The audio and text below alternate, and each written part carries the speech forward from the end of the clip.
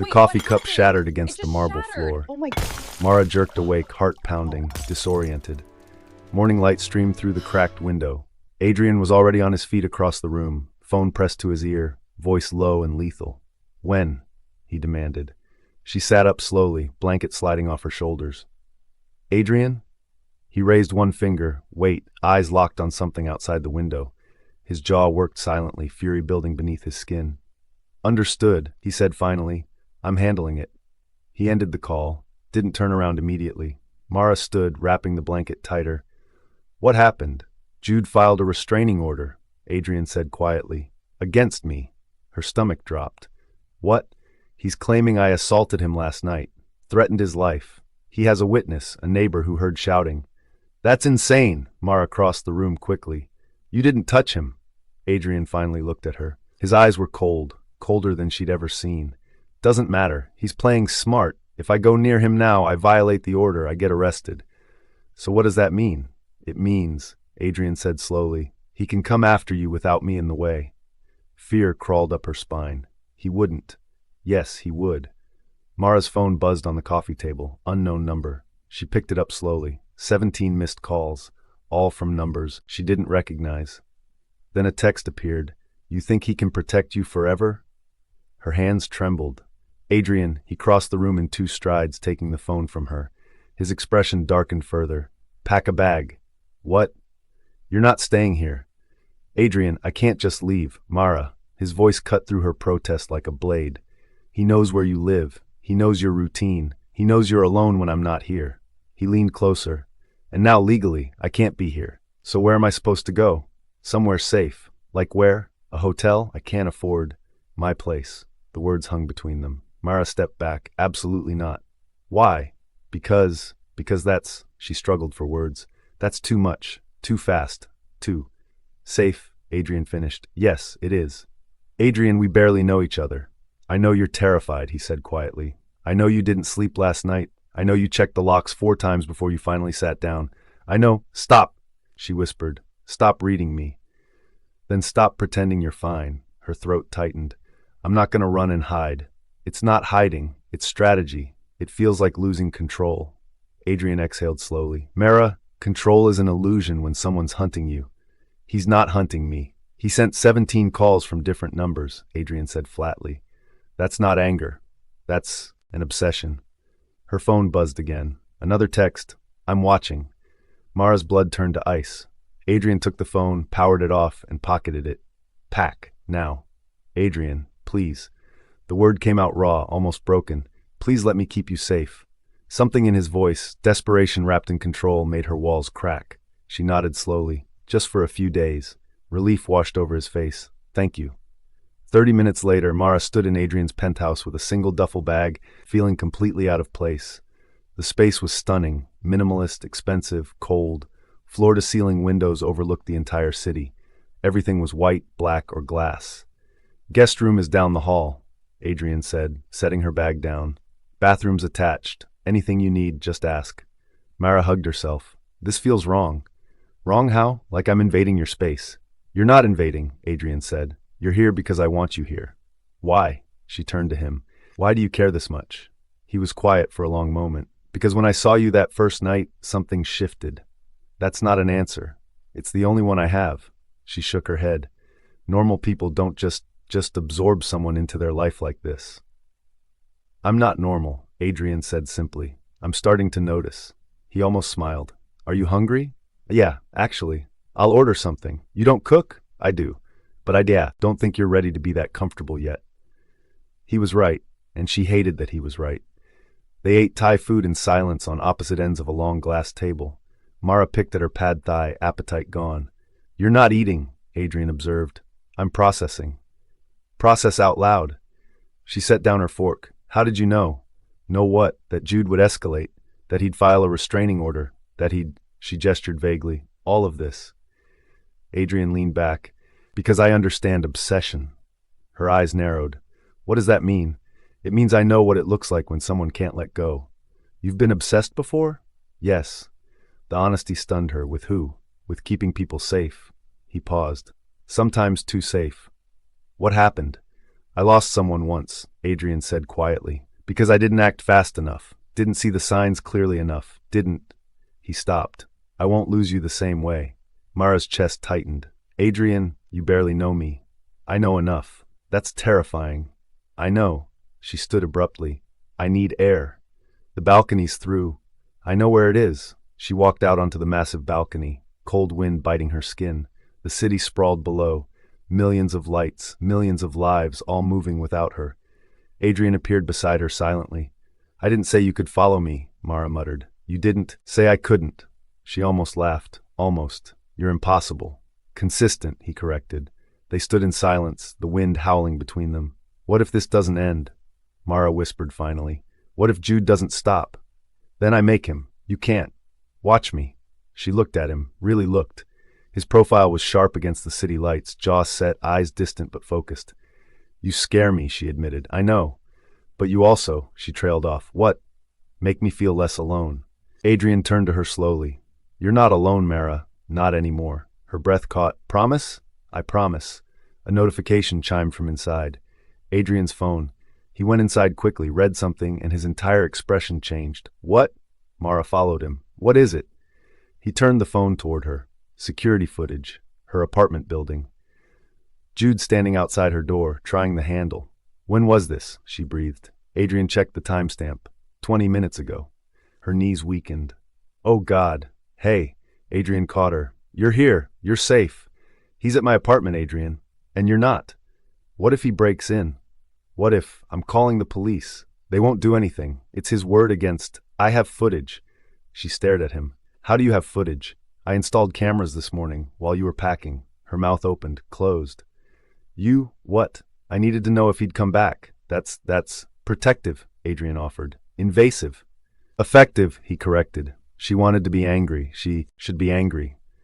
But all she felt was terrifyingly, overwhelmingly grateful. Thank you, she whispered. Adrian pulled her close. Always. The police arrived at Mara's apartment 40 minutes later. Adrian watched the security feed on his tablet, Mara standing behind him, arms wrapped tightly around herself. What are they saying? She whispered. They're questioning him, Adrian said. He's claiming he left something inside, that he still has tenant rights because his name's on old mail. That's a lie. I know. So what happens now? Adrian's jaw tightened. They'll issue a warning, maybe a citation, but without proof of intent, they can't arrest him. So he just walks away? For now. Mara felt something break inside her. This is insane. He terrorizes me and he just walks away? Adrian turned to her.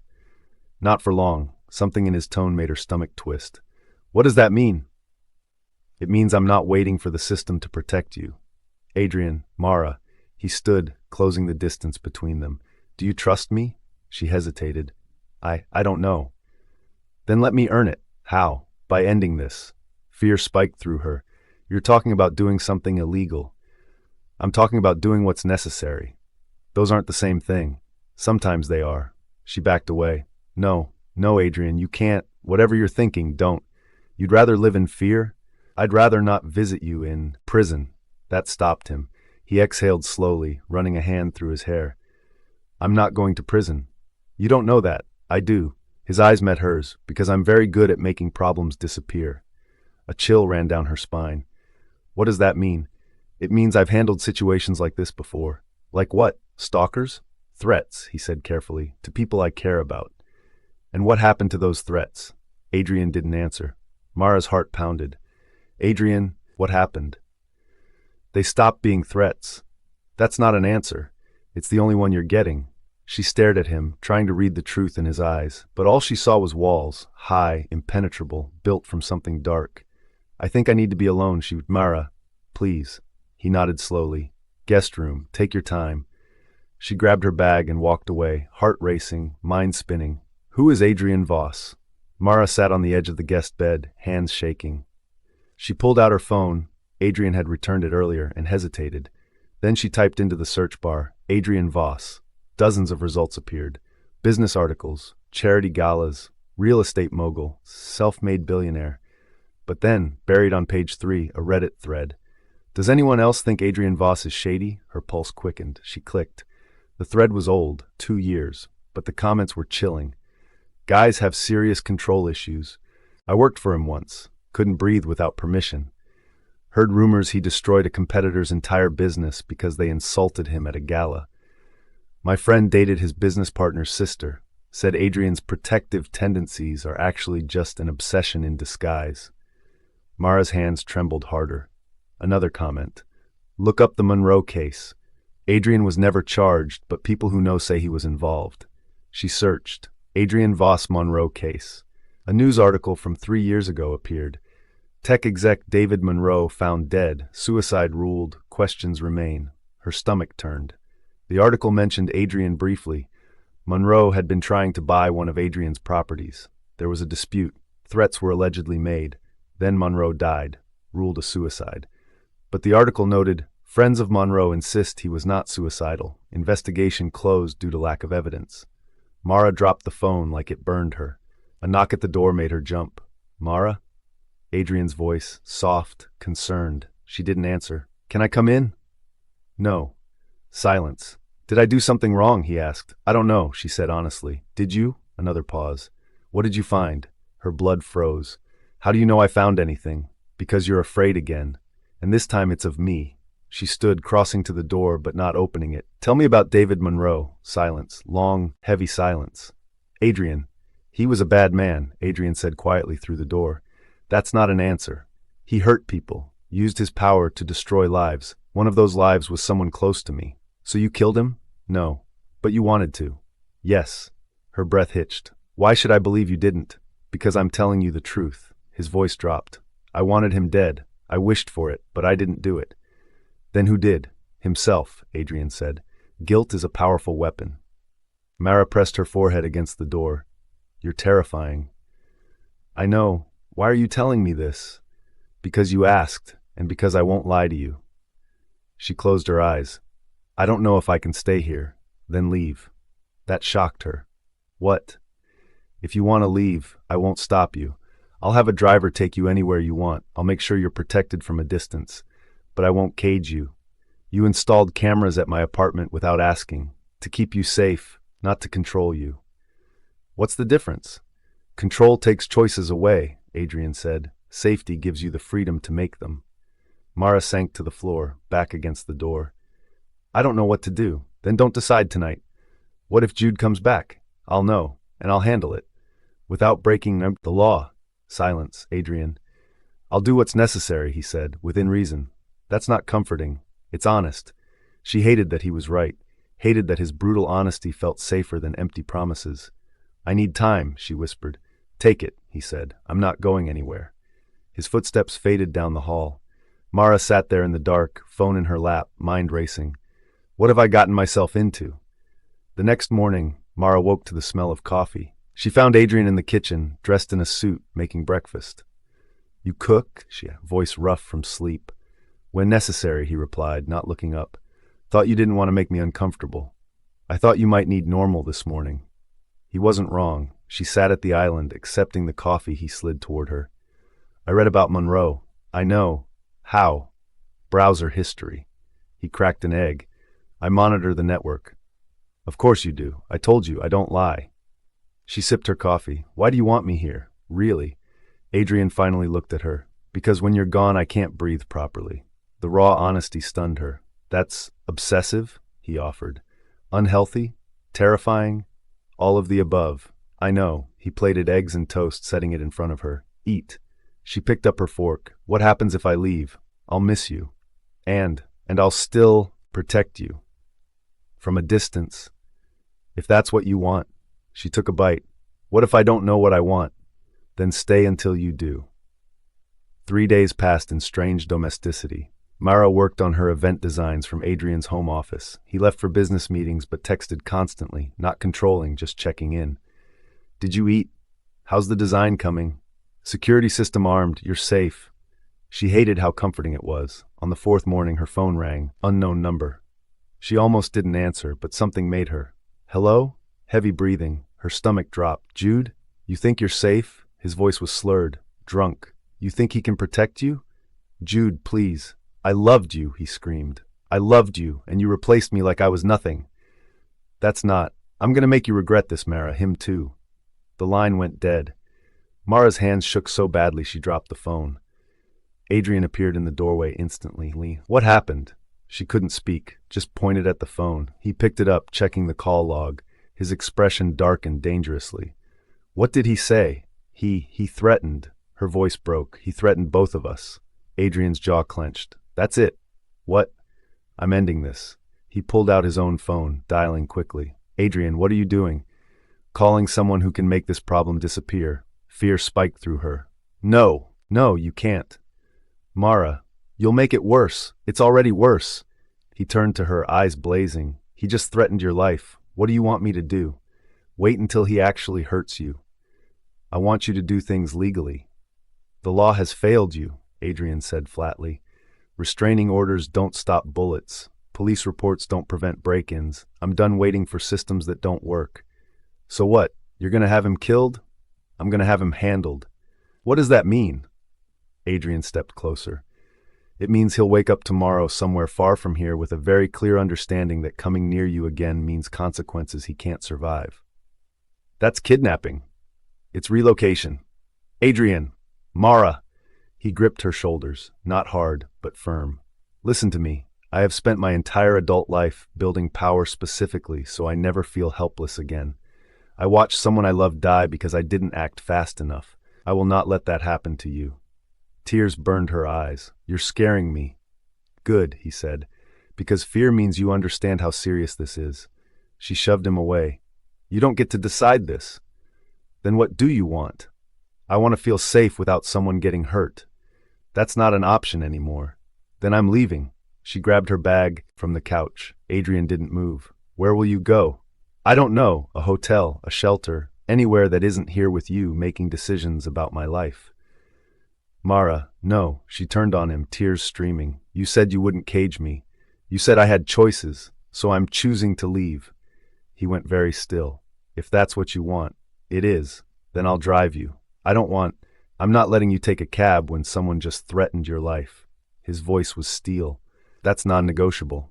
She wanted to argue, but she was too tired. Fine. The car ride was silent. Adrian drove with white knuckles, jaw clenched, eyes forward. Mara stared out the window, heart aching. Why does leaving feel wrong? They pulled up to a modest hotel downtown.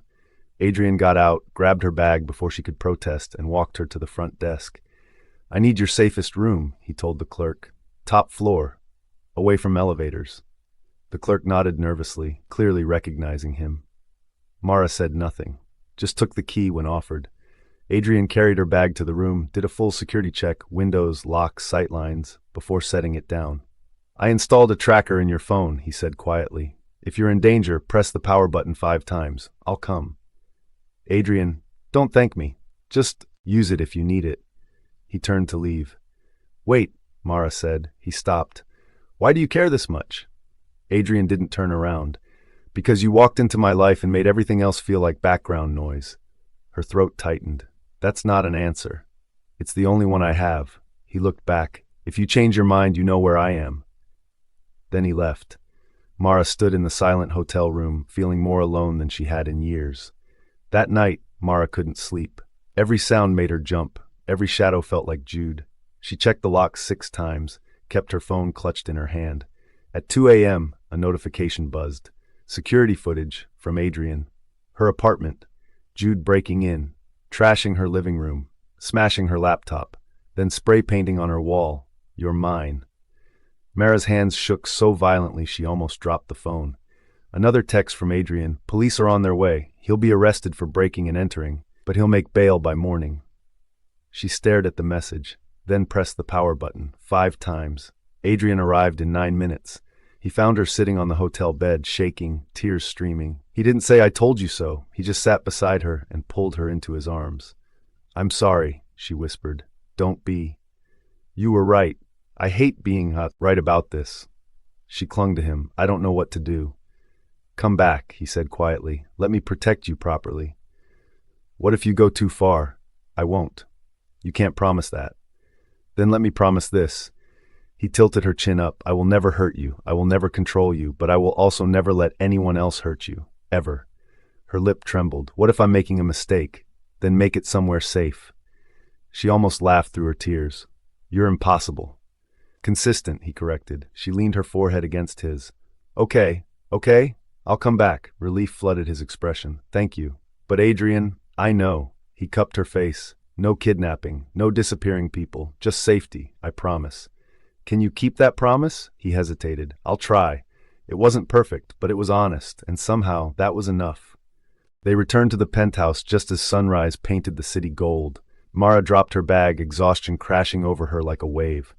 Sleep, Adrian said. I'll keep watch. You need to sleep too. I will, after you. She was too tired to argue, but as she headed to the guest room, she paused. Adrian? He looked up. Thank you for coming. Something softened in his eyes. Always. Mara woke 8 hours later to voices in the living room. She crept to the doorway, listening. Don't care what it costs, Adrian was saying. I want him gone. A male voice responded. Gone how? Relocated. New city, new job, new life, far from here. And if he refuses, he won't. You sound very confident. I'm very persuasive. Mara's stomach twisted. She stepped into going on. Adrian turned, expression carefully neutral. Mara, you're awake. The other man, tall, built like security, cold eyes, nodded at her and left quickly. Who was that? She demanded. Someone who solves problems, by relocating people against their will, by offering them opportunities they can't refuse. That's manipulation. It's a solution, Adrian corrected. Jude will be offered a job in Seattle, high-paying, good benefits. All he has to do is leave and never contact you again. And if he says no? Adrian's expression hardened. He won't. You don't know that. Yes, I do. Mara crossed her arms. What happens if he refuses? What's the threat? There's no threat, just consequences. Like what?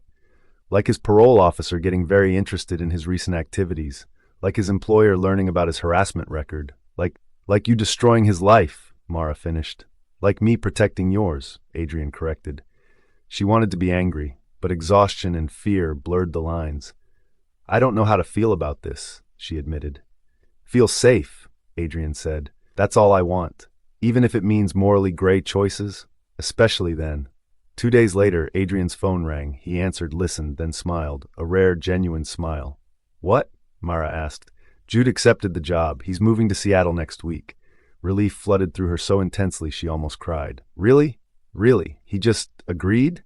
The offer was generous. What did you threaten him with? Nothing, Adrian said. I simply made it clear that his best future didn't include you. She didn't believe him, but she was too relieved to press. So it's over? It's over. She laughed, a shocked, breathless sound. I can go home? Adrian's expression shifted. If you want to. Do you want me to? He was quiet for a long moment. No. Why? Because I've gotten used to you being here. That's not a reason. It's my reason. She stepped closer. Adrian, what are we doing? I don't know, he admitted, but I don't want it to stop. This isn't normal. I know. It's intense and fast and probably unhealthy. I know, but I don't want to leave either. His eyes searched hers. Then stay. For how long? As long as you want. She swallowed hard. What if I want to stay for a long time? Then I'll make sure you have a reason to. Her heart pounded. You promise not to control me? I promise to try, he said honestly. To respect my choices, even when I hate them. To let me be my own person. Always. She took a shaky breath. Okay. I'll stay. Relief and something deeper, something vulnerable flashed across his face. He pulled her close, resting his forehead against hers. Thank you. For what? For trusting me even when I'm terrifying. She smiled. You're still terrifying. I know, but maybe I like it a little. He laughed, a real surprise sound. You're dangerous. Good, she whispered. Someone should scare you back. 1 week later, Mara stood on Adrian's balcony watching the city lights. He joined her silently, handing her a glass of wine.